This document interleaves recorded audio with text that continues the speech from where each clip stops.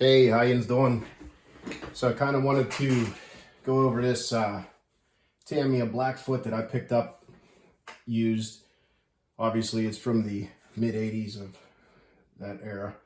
It is in very good shape, even though it's covered in dust, very dirty. It doesn't look like it was used too often. And there was just a couple things that I had to learn how to do to get it to operate with the old electronics. And I did not want to replace anything on the truck. I wanted to keep everything original because it's basically survived this long without being mutilated. And there's plenty of those out there. So this truck, as you can see, whoever painted this body put a lot of time and effort into it, knew what they were doing with pinstriping, being on a small scale, but they still knew. And the original parts are all here. The grill is actually, very clean, not been painted, and made a mess of.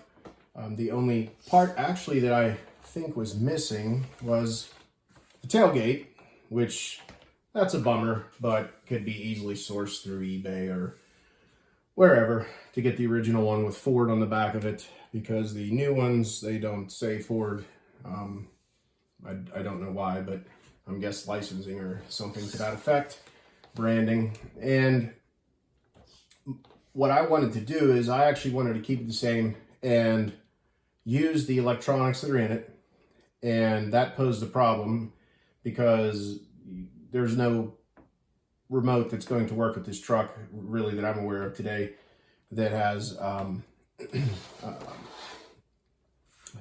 the capability to do so. So I basically sourced an old remote, a Futaba, and the Futaba will work with this just fine. And I'll take the lid off, actually. And when you get into the truck itself, you're going to see in here is where all the electronics, the old-fashioned electronics are, that will be controlling the steering and the throttle. And I'll take that off of there now so you can see it. It's just some Phillips head screws in here to get this off.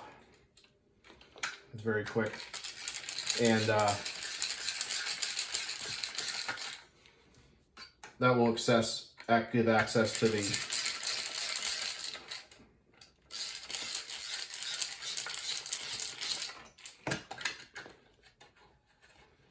steering servo and the throttle servo in there as well. There's actually two.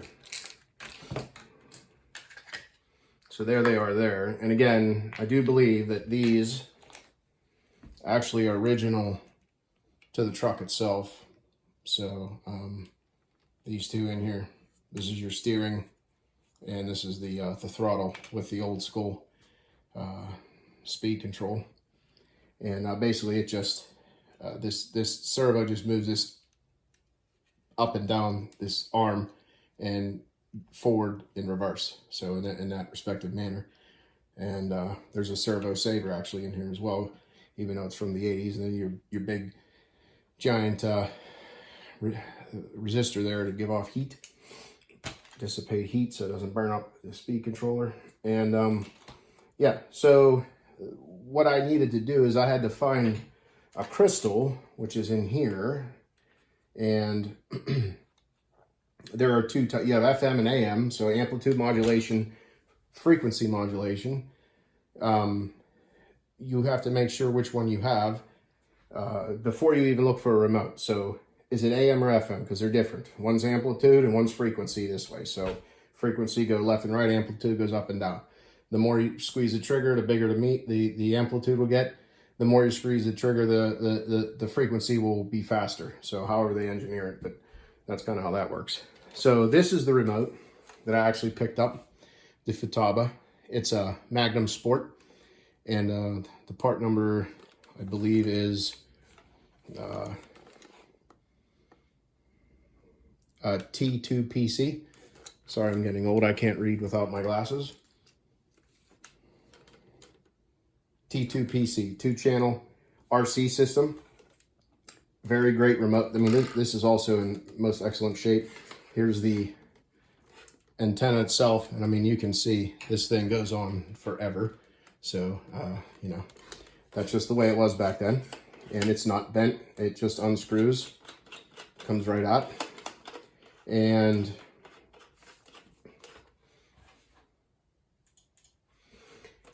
the wheel itself, it's got the rubber on there. Again, it doesn't even look like it was used. The only thing that's really bad is the batteries. You need 8 of them. So, I mean, but I wanted the real deal. I didn't want a new remote. I wanted the old school. All the servo and throttle reverses are inside of there, hidden behind that little panel. And this is the on-off switch. Turn it on, you get some LEDs. Turn it off, they go off. So the actual crystal for this one is right here. And if I turn it sideways, you can see 75.59 megahertz. And again, you have to know there'll be a tag on here, and that's only applicable if somebody didn't change this, then the tag would not mean anything. But yeah, so this is a very good piece. So once you have that inside of here, and I'll take this out so you can see it. See this little tab here?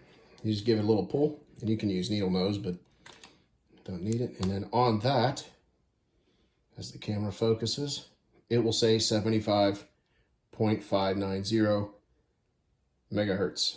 So those match, and you can see the little slot that it slides into there. It's very simple, and there's no polarity. You just shove it in there. So just push it in, make sure it's all the way in, and we'll turn the remote on. And there's no binding or anything. It's old school. Basically, this sends out a carrier frequency to the remote control card that it receives, which is your crystal frequency. And let me get the battery going here. Now I got to be careful because it did take off on me on the table one time, so I don't want it to fly across the room on a suicide mission. Excuse me, I'm under the weather a little bit. So go ahead and turn it on. All right, and right away you can hear, so this is a good sound. So if I move this like this, right, and if you ever want to know, is there any power going on in here? Just turn it on, and the wheel should square up. So one more time, I'll turn it to the other side. Turn the wheels on, it'll square up, okay? So now we have power, and the steering is working. And I mean, for a servo of that age, it's pretty good. I mean, this is a, you know, very old truck. It's like 35 years old. And then you can give the throttle shot. And obviously that's working. Let's try reverse. So we're good there. So inside of this, your old school speed controller here, basically these tabs, this thing slides across here. Right now it's open, so there's no power coming from the battery. When you move this, it's going to connect the lead of the battery to the motor. No different if you took the battery and connected it to the leads. I mean, obviously it would go full speed the whole time, but it would work. So that would be if you pulled the throttle in all the way, that is basically the motor at being connected directly to the battery, so to speak. So right now it's at rest, it's at 0, and you can watch it as I put it into reverse. You'll see it trying to move it forward. So I had it backwards, yeah. So the actual, I must have reversed it. This moving backwards is forward now. So reverse is this way. And just be careful with this because it does get really, really hot. Don't let your kids or anybody touch it because it will burn their fingers. But yeah, so this is your, you know, setup with these. Very simple to work on. I did not want to replace any of this. I wanted it to be just like it was in 1985. I mean, we run this thing outside, no doubt. We're not going to put it on a shelf and just admire it. We're going to play with it. There's plenty of parts. If you break something, you can get parts, even the new one, the re-release, you can take parts off that, put on this. So, but yeah, all in all, I think this is in very good shape, and looking forward to, I'm going to probably tear it down a little bit and clean it up, and you know, bring it back to life. As far as the bodies, I don't really get into, I don't want to touch what this person did, because it's, you know, not going to happen again, obviously, and it's very old. So I leave the bodies the way they are, and I'll get, if I want, I'll get a new body and paint that one and put it on there. Excuse me. But at this point, it's, you know, it's irrelevant. But I think it's just super fun, you know, to do. And even the tires, you know, when you look at it, the tires themselves are still, they're not, you know, they're not dry rotted or anything. So whoever had this kept it somewhere, you know, somewhere in a garage, you know, warm, where it was temperature controlled. And it has the original motor, you know, the old school motor, Tamiya motor. I mean, everything on it is the way it was 35 years ago. So, and I remember going into hobby stores. There was a mall where I used to live, Century 3 Mall. It's closed now, but I used to go in there, and there was a hobby store. I think it was Toby Tyler or whatever it was, Hobby Horse or something. I don't remember the name, and they would have these literally on the walls, and the pumpkins and all, you know, the Beatles, the Tamiya Beatles, and they will all be on there. But you're, you know, 7-8-year-old kid who rode your BMX bike to the mall, and you have like $4 in your pocket. You're not buying a $300 remote control car at the time. And that was kind of out of reach, but I would always read the RC magazines and get those. And I mean, my goodness, you know, those were awesome to read those.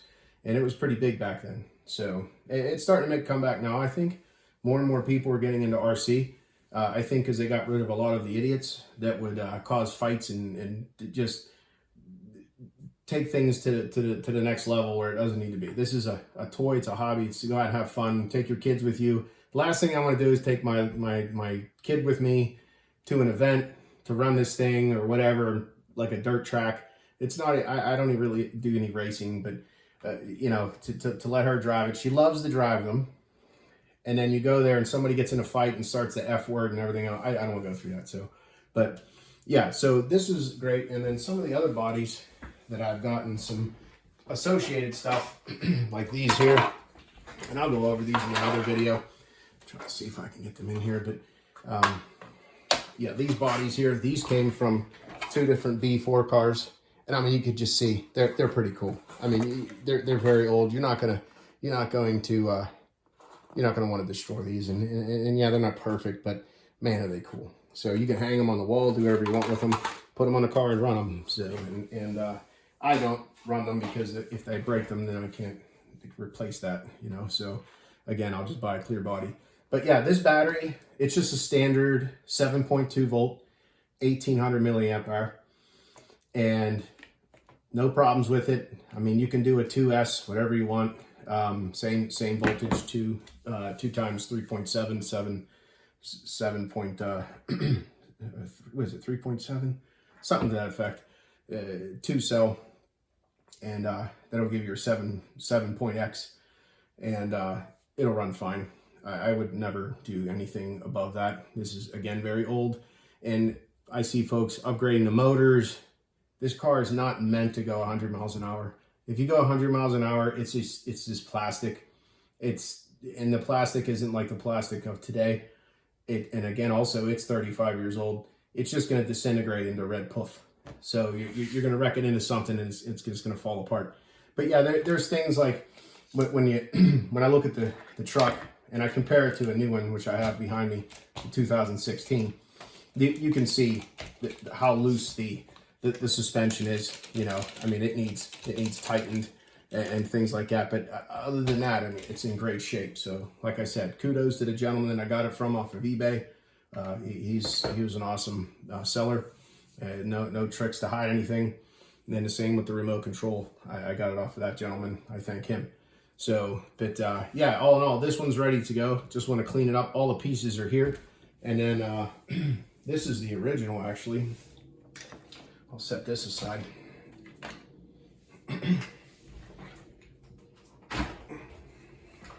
This is the original that I was building it with my daughter, and she loves to play with the trucks. I didn't even know that until one day she wanted to see the remote, and I gave it to her.